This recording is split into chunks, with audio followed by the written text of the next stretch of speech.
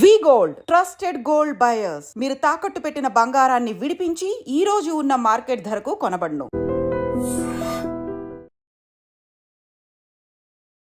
అందరికీ నమస్కారం. నేను Swarupa Potlapalli. Welcome to trending topic.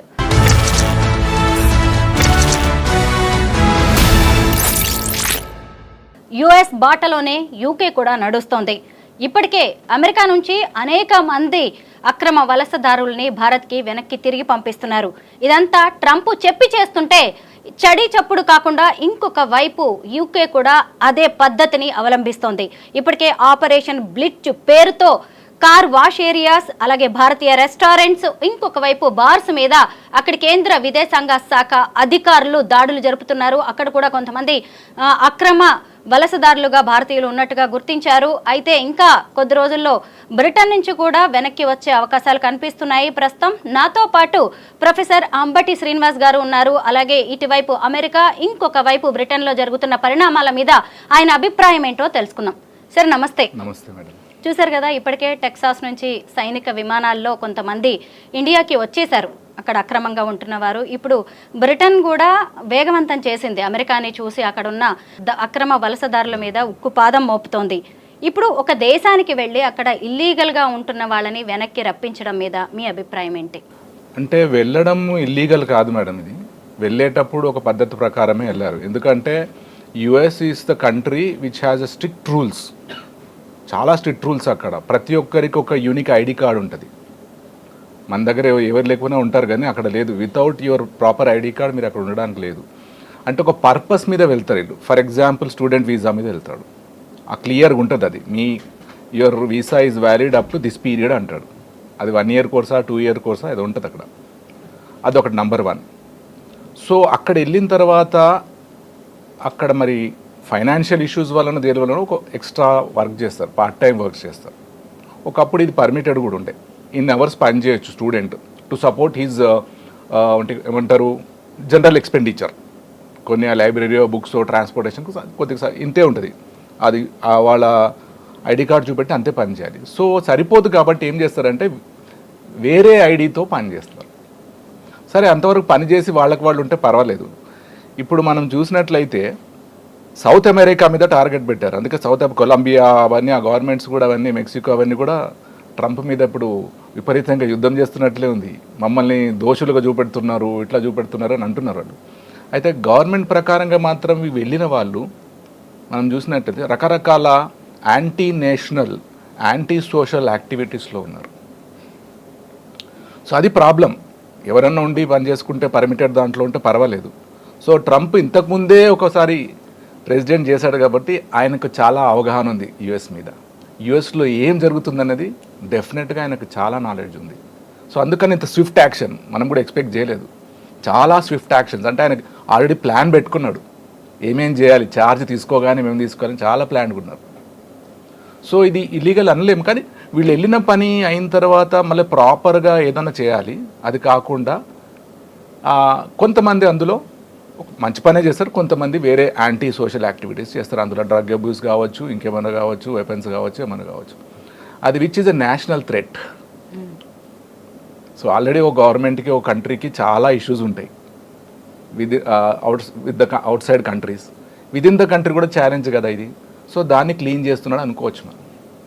Trump మొదటి నుంచి చెప్పారు కూడా, మన అమెరికాని ఎవరైతే నైతికంగా, సామాజికంగా, ఆర్థికంగా కుంగదీస్తున్నారో, క్షీణింపజేస్తున్నారో అక్రమ వలసదారులు, వాళ్ళని నేను ఖచ్చితంగా ఏరివేస్తానని చెప్పి ఎన్నికల వాగ్దానం చేసి మరి ఆయన నెగ్గారు. ఇప్పుడు చెప్పిందే చేసి చూపిస్తున్నారు ఆయన. ఇటు చూస్తే అసలు వేరే దేశాల నుంచి ఏమన్నా వస్తుందా వ్యతిరేకత అనేది గమనించి ఇప్పుడు యూకే స్టార్ట్ చేసింది.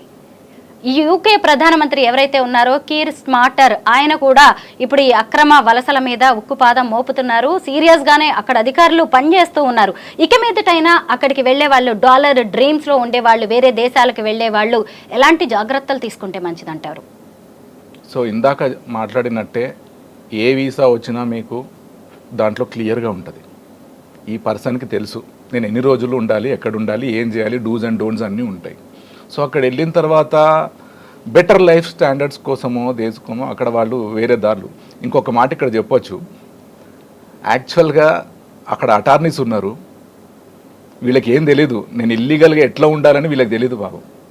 సో అటార్నీస్ వాళ్ళు ఐడియాస్ ఇచ్చేస్తారు, వీళ్ళు ఏదో పే చేస్తారు.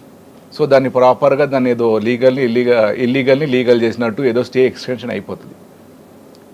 సో దాని ద్వారా ఎట్లాగో డబ్బు కాశపడ్డ వాళ్ళు డెఫినెట్గా కొంతమంది, వీ కెనాట్ సే ఆల్, కొంతమంది ఓన్లీ చదువు కోసమో రీసెర్చ్ కోసమో వెళ్తారు అంతే, వేరే ఉండదు, ఎందుకంటే వాళ్ళ ఫ్యామిలీస్ ఉంటాయి.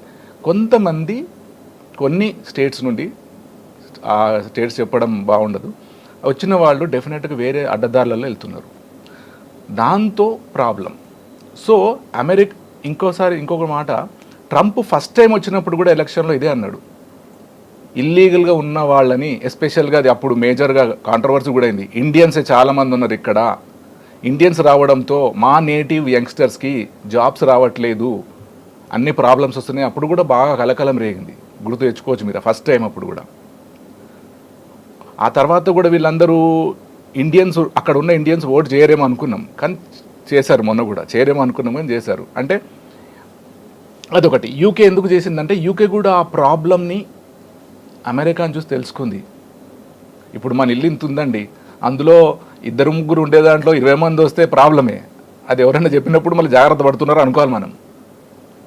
సో అక్కడ ఇంకోటి, పీపుల్ అండ్ ల్యాండ్ ప్రపోర్షన్ అంతా సిస్టమేటిక్ ఉంటుంది, అంత క్యాల్కులేషన్ ఉంటుంది, ఎంతమంది ఉన్నారు, మనకు రిసోర్సెస్ ఏమున్నాయి, రిసోర్సెస్ ఉన్న పాపులేషన్ సరిపోతుందా లేదా, అవన్నీ ఉంటాయి. కాబట్టి మనము యూకే కూడా అందాలో ఆలోచించింది. ఇప్పుడు చాలా ఉంటారు, ఫర్ ఎగ్జాంపుల్ యూకేలో బాగా డామినేటింగ్ అంటే పాకిస్తానీస్ ఉంటారు, అక్కడ సెటిల్ అయిపోయి ఉన్నారు, మేజర్గా ఉంటారు. అవును, భారతీయ రెస్టారెంట్స్ నడిపేదందరూ ఎక్కువగా వీళ్ళే ఉంటారు, పాకిస్తానీస్. సో ఈ ఇష్యూస్ వల్ల అక్కడ ఏమవుతుందంటే వీళ్ళు ఇన్ని రోజులు మరి ఎందుకు యాక్షన్ తీసుకోలేదే గవర్నమెంట్స్ తెలియదు, కానీ ఉన్నారు అక్కడ ఇల్లీగల్ వాళ్ళు ఉన్నారు. ఇల్లీగల్ వాళ్ళు ఉంటే ప్రాబ్లం ఏంటంటే ఎవరు చెక్ చేయాలి, మీరు ఏం చేస్తున్నారు, బుద్ధిగా మీరు ఉద్యోగం చేసుకుంటున్నారా లేకపోతే ఏం చేస్తున్నారు. ఇల్లీగల్ ఉండంటే ఒక భయం కదా, మీరు ఏదో ఏ పనే చేస్తున్నారు, చేయకూడని పని అన్నట్టు ఉంటుంది. అది that may become a threat to the country కూడా, అక్కడ ఉన్న వాళ్ళకి ఎకనామిక్ కావచ్చు, అన్నిటి, ఎస్పెషల్లీ ఒక కంట్రీకి ఇంపార్టెంట్ బ్యాక్ బోన్ ఎకానమీ జాగ్రత్తగా ఉంటేనే ఎవరన్నా గవర్నమెంట్ రన్ చేయగలరు. దానికి కొద్దిగా ఇబ్బంది పడినప్పుడు వాళ్ళు స్టెప్స్ తీసుకుంటారు. శ్రీనివాస్ గారు, మీరు ఒక కాలేజీ ప్రొఫెసర్, యూజీ పీజీ స్టూడెంట్స్కి మీరు క్లాసెస్ చెప్తూ ఉంటారు, పర్సనాలిటీ డెవలప్మెంట్ క్లాసెస్ కూడా తీసుకుంటారు, ఫారిన్ స్టూడెంట్స్ కూడా మీరు ట్రైనింగ్ కోచింగ్ ఇస్తూ ఉంటారు. వాళ్ళందరి కళలు మీకు తెలుసు, ఎక్కువ మంది పౌండ్స్లో సంపాదించాలని, డాలర్స్లో సంపాదించాలని కళలు కంటూ ఉంటారు. తల్లిదండ్రులు కూడా అంతే, పిల్లల్ని ఈరోజు మన స్టడీ వీసా మీద పంపించామంటే ఓ వైపు చదువుకుంటూ బాధ్యతగా బుద్ధిగా ఉంటూ ఇంకొక వైపు వాళ్ళు చదువుకుంటారు, సంపాదిస్తారు అని అనుకుంటారు తల్లిదండ్రులు కూడా. కానీ ఇప్పుడు ట్రంప్ తీసుకున్న నిర్ణయంతో దానికి బ్రేక్ పడినట్టు అయిపోయిందండి. ముఖ్యంగా ఏంటంటే మీరు చదువుకోవడానికి వచ్చారు, చదువుకోండి అంతే తప్ప చదువు వీసా మీద వచ్చేసి పార్ట్ టైం జాబ్స్ చేస్తామంటే ఊరుకునేది లేదు, మీ వీసాని రద్దు చేస్తామని ఆయన చెప్పేశారు. దీని మీద మీ అభిప్రాయం ఏంటి? ముఖ్యంగా స్టూడెంట్స్కి, పేరెంట్స్కి మీరేమి గైడెన్స్ ఇస్తారు? పేరెంట్స్కి ఇక్కడ 2 ఉన్నాయి మేడం. ఒకటేమో కొంతమంది పేరెంట్స్ పంపిస్తారు, మీరు చూస్తే కొంతమంది పేరెంట్స్ అబ్రాడ్లో ఉన్నారంటే ఎవరితో మాట్లాడినప్పుడు అబ్బాయి ఎక్కడ ఉన్నాడంటే యూఎస్లో ఉన్నాడు అంటాడు, మేజర్గా యూఎస్ అక్కడే, లేకపోతే యూకే అబ్రాడ్లో ఉన్నారంటారు. కొంతమందికి అది ప్రెస్టీజ్ మ్యాటర్, బయట ఉండాలని. కొంతమంది ఫినాన్షియల్గా చాలా ప్రాబ్లమ్స్ ఉన్న వాళ్ళు కూడా అబ్రాడ్కి వెళ్తారు. అట్లా నా దగ్గర చాలా ఉన్నాయి కేసెస్, అట్లా ఉన్నవాళ్ళు ఇక్కడ చాలా స్ట్రగుల్ చేసి లైఫ్ స్టైల్ బాగుంటుంది. ఇంకోటి less corruption compare to India, I'm sorry, ఇంతగా ఉండదు. సో మీరు పని చేసుకోవచ్చు, సంపాదించుకోవచ్చు, దాచిపెట్టుకోవచ్చు, అది ఉంటుంది. స్టూడెంట్స్ డ్రీమ్స్ కూడా ఉంటాయి, బెటర్ లైఫ్, దాన్ని కూడా మనం ఏమనలేదు. బికాజ్ ఒక హ్యూమన్ బీయింగ్ అంబిషన్ ఉండాలి, he or she should be highly ambitious. ఇది ఒకటే జీవితం, మనకు 10 లేవు. సో మంచి లైఫ్ కోసం వెళ్తారు. సో ఇక్కడ మీరు అన్న క్వశ్చన్ చాలామంది పేరెంట్స్కి అవసరం. ఇప్పుడు నేను కూడా మొన్న కూడా చూసిన చాలామంది టెన్షన్ పడుతున్నారు, నన్ను కొంతమంది పేరెంట్స్ అడిగారు కూడా, వాళ్ళ పిల్లలు అక్కడ ఉన్నారు, సగంలో ఉన్నారు చదువులో. కొంతమంది మొన్న లాస్ట్ వీక్ వెళ్ళేటప్పుడు 100 సార్లు అడిగారు అనమాట, పంపించాలా వద్దా అని. సో మళ్ళీ వాళ్ళతో మాట్లాడడం, స్టూడెంట్స్ మీకు ప్రాబ్లం ఉందో వెళ్తా అంటే, మాది ప్రాపర్ అడ్మిషన్ ఉంది, మాకు కాదు ఇది. ఎవరైతే ప్రాపర్గా కోర్స్ చేయట్లేదో, ప్రాపర్ వీసా లేదో వాళ్ళకే ప్రాబ్లము, నాది క్లియర్గా ఉందని కొందరు స్టూడెంట్స్ చూపెట్టారు. ఇప్పుడు పేరెంట్స్కి కొద్దిగా హాయిగా ఉండి పంపించారు లాస్ట్ వీకే. సో పేరెంట్స్ కూడా చెక్ చేయాలి, nothing wrong in having dreams and ambition. కాకపోతే ఎక్కడికి వెళ్తున్నారో ఆ కంట్రీ గురించి ఏంటి, ఏం చేస్తారు, ఇవన్నీ చూడాలి. అక్కడ చాలామంది పిల్లలు కష్టపడుతుంటారు, వాళ్ళు ఇక్కడ చెప్పరు. వెళ్ళిన వాళ్ళు కూడా కొందరు ఇబ్బంది పడుతున్నారు, అవన్నీ ఉన్నాయి, చాలా ఉన్నాయి. అది వాళ్ళు చెప్పరు ఇక్కడ, ఎందుకంటే డిఫరెంట్ రీజన్స్ అవి. అసలు చెప్పరు. మీరు చూడండి, అక్కడ స్టూడెంట్ ఏం చేస్తున్నాడు అడగని చెప్పడు. అది కూడా ఎందుకంటే మనం ఇక్కడ ఆడ్ జాబ్ అనుకునేది అక్కడ డిగ్నిటీ ఆఫ్ లేబర్.